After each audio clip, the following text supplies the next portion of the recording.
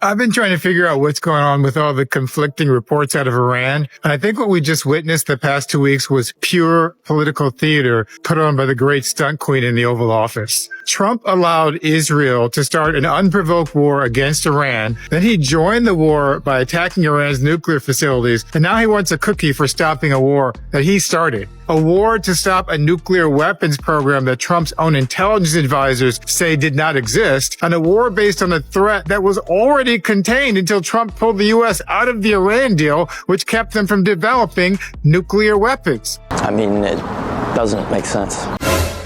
What up, my beautiful black people? Welcome to Black People Politics Network. I'm Mr. Red. You ever watch a magician pull a rabbit out of a hat and everyone claps even though they know the trick is fake? That's what this Trump-Iran ceasefire feels like. 1 minute, Trump fires missiles at Iran. The next, he's claiming peace and a ceasefire like he's Gandhi with a spray tan. But behind the scenes, Iran warns U.S. bases. Israel's not done, and the American people are left confused, watching a political WWE match play out with real lives on the line. So I ask again, is Donald Trump faking peace, or is this the opening act of a much bigger war? Let's walk through this together. Let's strap in. Let's get after it.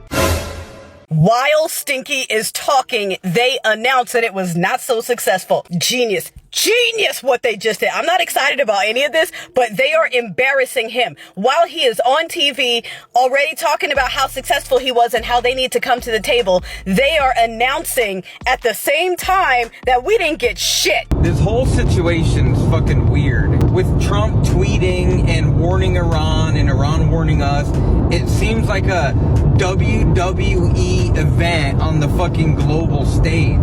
Because you gotta understand, Trump warned Iran that we were gonna attack them. So Iran moved all of their fucking nuclear material. Like, we didn't bomb that.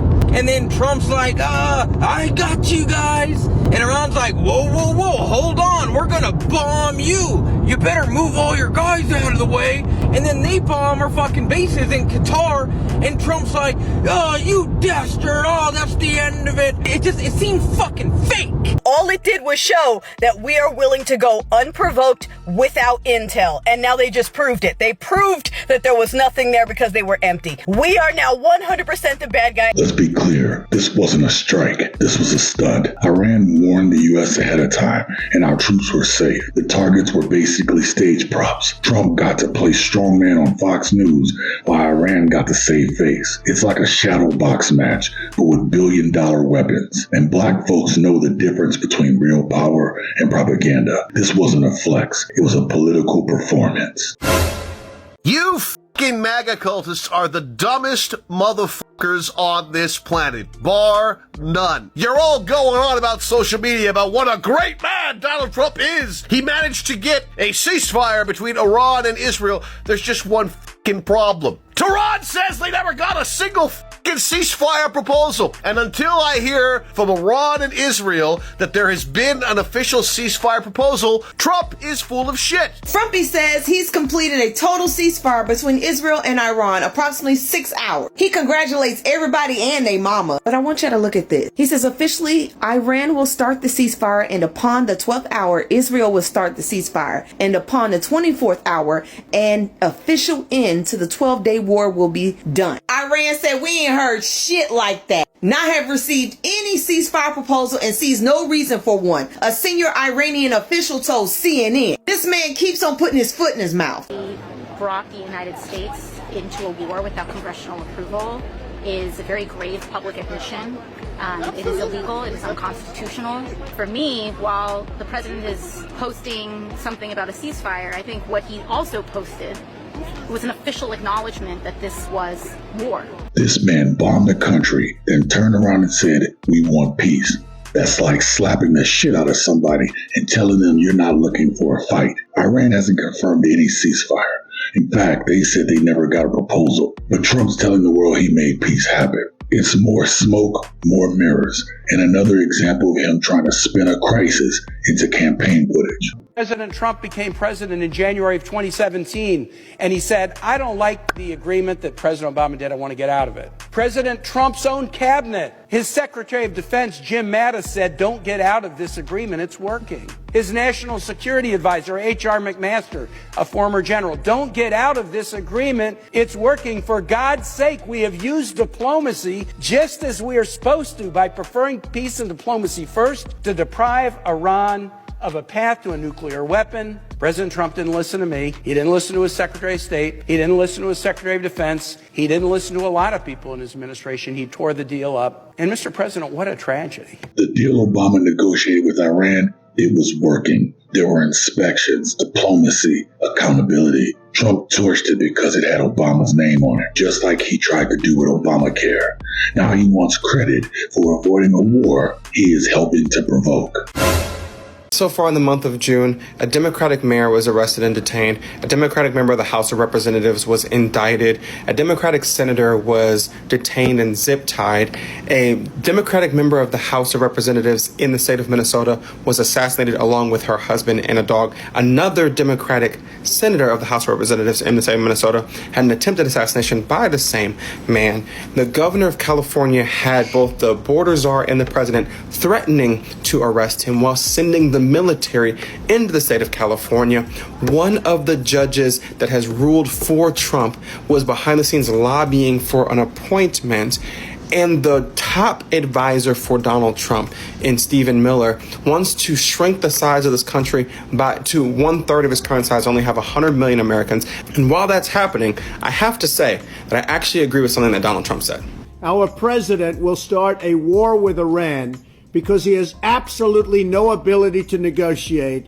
He's weak and he's ineffective. I personally believe that Trump executed this option because he saw his poll numbers dwindling and he saw himself being slowly emasculated in the American public. I think the combination of the terrible army parade, the counter protests of no kings, the complete botching of the tariff war that he started, the lack of deals that came from it on the international level, and the side-eyeing that he got at the G7. They're looking at him like, what a joke. To be very blunt and honest, how do you reattach your balls? Do something hardcore military. Now, let's be honest. Trump has had a humiliating week. His military parade flopped. ICE protests shook cities. His poll numbers dropped. Pundits roasted him like a Thanksgiving turkey. So what does he do? Light a fire overseas and calls himself a hero. What a fucking narcissist. Raise your hand if you're old enough to remember that going to war with a Middle Eastern country on false pretenses to distract from a horrible, terrible, detrimental presidency is the Republican handbook. See that the U.S. actually bombed Iran today? Yeah, I saw that. What do you think about that?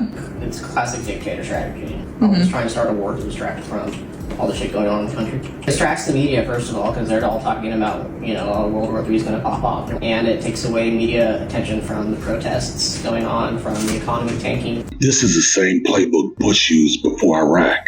When your domestic numbers tank, you create a foreign enemy. And black folks, we ain't new to this. We remember the lies. We remember the flags. We remember the coffins.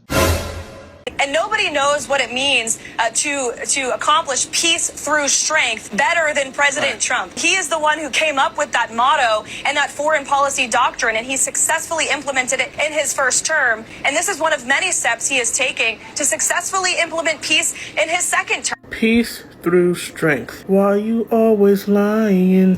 Did y'all catch the press secretary on Fox News? She said the quiet part out loud. This ain't about peace. Trump wants regime change in Iran. That's code for destabilizing an entire region and pretending it's democracy. Like I said, these people are smart and patient and 4 steps ahead of us. They already know the best way to hit America is in the economy. It's in the pockets. It's in the oil. So no, they're not going to go the path of boom fighting with us, even though the entire world is behind them and offering to give them the big boom. so that they can defend themselves against us. And you saw Stinky's already afraid of that. He's more afraid of that than anything else. So apparently Cheeto here is reaching out to China for help because Iran is disrupting the oil flow. So you didn't make a plan for that? I never did that before. You talking all this gangsta ass shit and you didn't have a plan for that? I'm sure you knew this. No, I don't think so. And now you gotta count on China, who you've been talking shit to the past 4 fucking months. No, I won't be doing that. Now you gotta hope and pray that they finna lend their hand to us. Bro, what the fuck is about to happen to us? And now he's asking China, yes, China, for help. The same China he started this trade war with, the epic rap battle between Trump and China.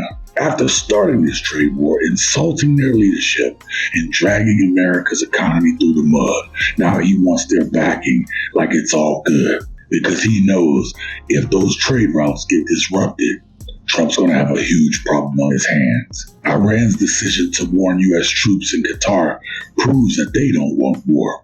But if Israel keeps pressing, and if Trump keeps lying, then we might not have a choice. And black folks, we fought in every damn war this country's had and still come back to disrespect, poverty, and systematic racism. More recently, we are DEI.